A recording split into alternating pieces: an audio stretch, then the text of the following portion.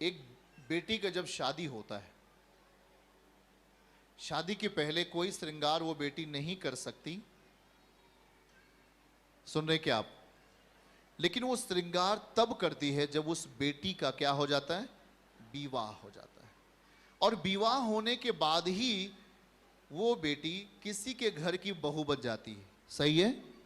और फिर वो तब क्या करती है? श्रृंगार करती है, अपने बॉडी को शोभायमान करती है। किसके लिए शोभायमान करती है? अपने पति के लिए। वो अपने पति के लिए अपने शरीर को क्या करती है? शोभायमान करती है। ठीक उसी तरीके से आज यीशु मसीह हमारा एक आत्मिक दूल्हा है। हम सब दुल्हन हैं, हम भी उसकी दुल्हन हैं, आप भी उसकी दुल्हन हो। हमें भी शोभायमान होना है परमेश्वर के नियम से। यदि उसका नियम आप में रहा, आप शोभायमान होंगे और आपको चाहने वाला सर्वशक्तिमान आपको अपने घर में शरण देगा। बाइबल कहती है कि परम परमेश्वर ने अपने पुत्र का भोज किया, और भोज करने के बाद, मत्ती 22 अध्याय में जाइएगा, वहां पढ़िएगा, वहां लिखा है भोज करने के बाद, जब भोज वहां हो रहा था और सारे लोग इकट्ठे हो रहे थे, सारे लोग अच्छे अच्छे कपड़े पहनकर उस भोज में शामिल थे, पर एक व्यक्ति ऐसा था जो भोज का वस्त्र नहीं पहने था। उसके पास था पर वो पहन के नहीं आया। उसके पास उस विवाह भोज में जाने के लिए उसके पास कपड़ा था कि वो अच्छा कपड़ा पहनकर उस भोज में जाए, पर वो उस वस्त्र को, वहां लिखा क्या है, जब राजा जेवनहारों को देखने के लिए भीतर आया, अपने निमंत्रित लोगों को देखने के लिए, अपने जो उन्होंने निमंत्रित किया था उनसे मिलने के लिए जब वो भीतर आता है, तो लिखा कि वहां एक मनुष्य को देखा। उस भीड़ में, उस भोज में एक मनुष्य को देखा जो ब्याह का वस्त्र नहीं पहने था। बोलिए, ब्याह का वस्त्र कैसे पहनते? एक लड़की का जब ब्याह होता है तो उसका वस्त्र अलग होता है कि नहीं? सबसे बोल के बताइए।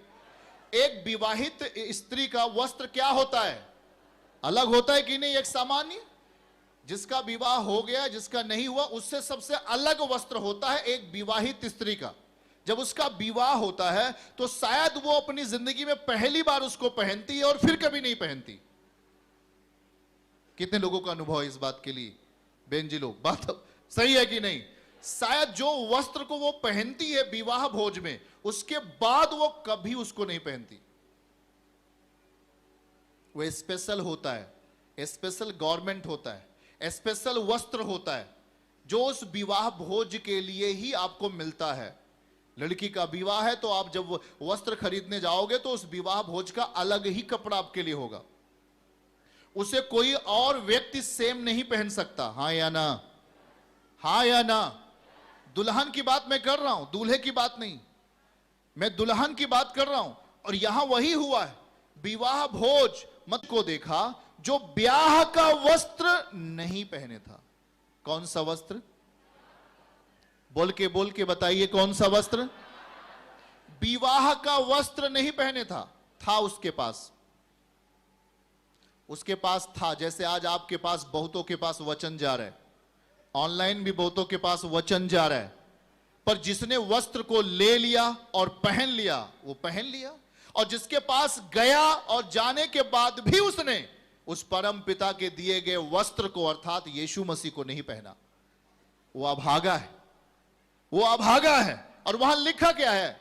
वस्त्र, ब्याह का वस्त्र। उसको टिक मार के रखिए, डायरी में लिखिए, ब्याह का वस्त्र। ब्याह का वस्त्र नहीं पहने था। आगे आइए 12 पे देखिएगा। उसने उससे पूछा, हे मित्र, तू ब्याह का वस्त्र पहने बिना यहां क्यों आ गया? क्योंकि इस भोज में बगैर ब्याह का वस्त्र पहने हुआ व्यक्ति कोई नहीं आ सकता, पहन के ही आपको परमिशन मिलेगी। हेलो, बातों को समझ रहे कि नहीं? मैंने बताया ना कि ब्याह का जो वस्त्र होता है वो क्या होता है? स्पेशल होता है। जब उस लड़की का शादी होता है तो वो फर्स्ट और लास्ट वही पहनती है, उसके बाद फिर वो कभी नहीं पहनती। पहली बार पहनेगी और आखिरी बार उसको समझो पहनती है। सही है कि नहीं? क्यों नहीं आया? लिखा है कि तू ब्याह का वस्त्र पहने बिना यहां क्यों आ गया? उसका मुंह बंद हो गया, क्योंकि आपके पास जवाब नहीं होगा। आप क्या कहोगे? वचन देने वाला आपको वचन दे दिया, वचन प्रचार करने वाला आपको वचन प्रचार कर दिया, आपके सामने खाना परोस दिया गया, आपने खाना नहीं खाया, सब लोगों ने खाना खाया, आपने खाना नहीं खाया। आपके पास जवाब नहीं होगा। आप ये नहीं कह सकते मुझे खाना नहीं दिया गया, आप ये नहीं कह सकते, मुझे जुबान बंद हो जाएगा। और फिर आखिर डिसीजन क्या होगा परमेश्वर का? तब राजा ने अर्थात परमेश्वर ने अपने सेवक से कहा, इसके हाथ पांव बांधकर बाहर अंधियारे में डाल दो, वहां रोना और दांत पीसना होगा। उस व्यक्ति के लिए क्या रिजल्ट है भाई? वो व्यक्ति का रोना और दांत पीसना होगा, क्योंकि उसने अपने टाइम का सदुपयोग नहीं किया।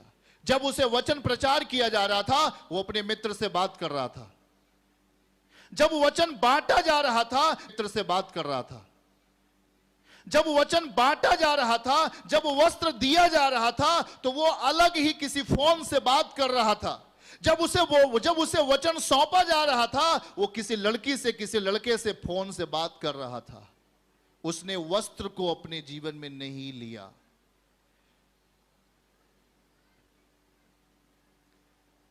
उसने वस्त्र की कीमत नहीं समझी, उसने वचन की कीमत नहीं समझी, उसने यीशु मसीह के बलिदान की कीमत नहीं समझी। और इस कारण से वो भाई, वो बहन जो निकट तो था, पर वस्त्र कभी नहीं पहना। वस्त्र पहनने का अर्थ कभी भी वचन के स्वभाव में नहीं जिया। चर्च आता है तो हालेलुया बोलता है, घर जाता है तो व्यभिचार करता है, रास्ते में मिलता है सबसे जय यीशु करता है, और कहीं और जाता है तो व्यभिचार करता है। कभी भी आपने वस्त्र के प्रति आप गंभीर नहीं हुए। जो वस्त्र आपको सौंपा जा रहा है, वो लिखा है एक ही बार सौंपा जाएगा, जिस समय आप शरीर में हो। मरने के बाद कोई भी आपको वचन नहीं सौंप सकता। बाइबल कहती है, हे प्रभु, क्या मैं मिट्टी में मिलकर तेरा धन्यवाद कर सकता हूं? कभी नहीं। आप शरीर जब नष्ट होगा आपका, आप कभी भी धन्यवाद नहीं कर सकते, क्योंकि आप न्याय के लिए दे दिए जाओगे।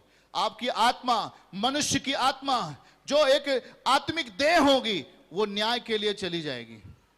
सावधान। पड़ोसी को बोलो सावधान। बगल वाले से पूछो, आपके पास ब्याह का वस्त्र है? क्या आपके पास ब्याह का वस्त्र है? हालेलुया। अगर आपके पास ब्याह का वस्त्र है और अभी भी उसको झोले में रखा है, अभी भी उसको बक्से में रख दिया है, अभी भी उसको अपने दाएं बाएं फेंक रहे हो, तो आज ही उस वचन को अपनी जिंदगी में पूरा करना शुरू करो, लागू करो आज से। क्योंकि यह हाल होगा उन लोगों का आखिर दिनों में, जब यीशु मसीह सिंहासन पर बैठे होंगे और आप लोग उनके सामने जब जाओगे, तो आप क्या कहोगे?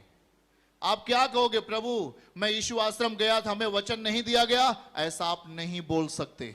आपको वचन सौंपा गया और कहा गया कि मैंने आपको बता दिया कि चाहे वो उस लड़की का जब विवाह होता है, उसका विवाह का वस्त्र सबसे, आज भी आपको जो सौंपा जा रहा है, इस दुनिया से सबसे अलग चीज सौंपी जा रही है।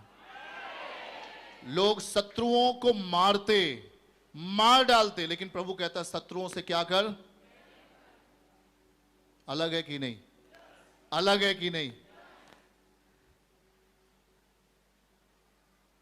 लोग पाप में जी रहा है, लेकिन प्रभु कहता है तुम्हें पवित्रता ही में जीना है।